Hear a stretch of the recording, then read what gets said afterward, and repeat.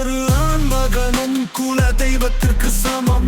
கல்லாயிருக்கும் கடவுளை வணங்கும் நாம் கண் முன்னே இருக்கும் தெய்வத்தை மறந்து விடுகிறோம். எல்லா இடத்திலும் தனக்கு என்று இரண்டாம் பட்சமாக செய்வது ஆண்கள் மட்டும்தான். ஆண்களின் வெற்றி என்பது அவர்களின் உணர்வுகள் தான். எல்லா வெற்றிகளும் தனக்கானது என்று நினைப்பதில்லை. ஓடி ஓடி ஓய்ந்தாலும் தன் நிலைக்காக வருந்த மாட்டார். தனக்கு ஏற்பட்ட இழப்பை தன்னை மட்டும் சாதது என்று எண்ணுவான். குடும்பத்திற்காக ஓடி ஓடி அவர்களின் மனதின் உயரம் மிகப்பெரியது. ஆண்களின் ஆசைகள் மிக சிறியது. மரணத்தை கண்டு ஆண்கள் எப்போதும் பயப்படுவதில்லை. ஆண்களின் தான் குடும்பத்திற்காக ஓடி ஓடி உரைக்கும் தெய்வத்திற்கு சமம்.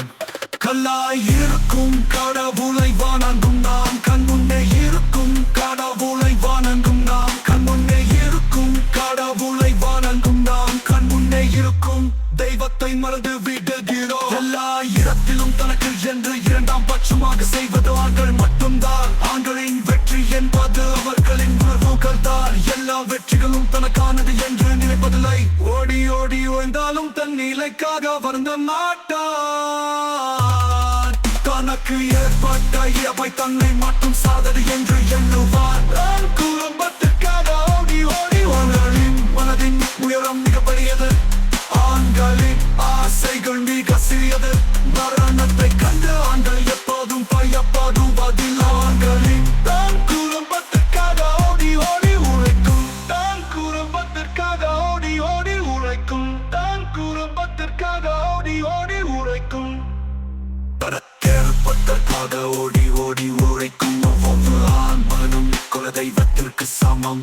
கல்லாயிருக்கும் கடவுளை வணங்கும் நாம் கண் முன்னே இருக்கும் தெய்வத்தை மறந்து விடுகிறோம். எல்லா இடத்திலும் தனக்கு என்று இரண்டாம் பட்சமாக செய்வது ஆண்கள் மட்டும்தான். ஆண்களின் வெற்றி என்பது அவர்களின் உணர்வுகள் தான். எல்லா வெற்றிகளும் தனக்கானது என்று நினைப்பதில்லை. ஓடி ஓடி ஓய்ந்தாலும் தன் நிலைக்காக வருந்த மாட்டார். தனக்கு ஏற்பட்ட இழப்பை தன்னை மட்டும் சாதது என்று எண்ணுவார். குடும்பத்திற்காக ஓடி ஓடி அவர்களின் மனதின் உயரம் மிகப்பெரியது. ஆண்களின் ஆசைகள் மிக சிறியது.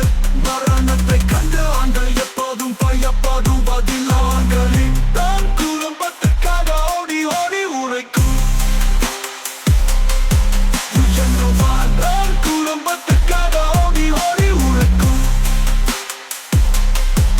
ஆண்களின் ஆசைகள் மிக சிறியது.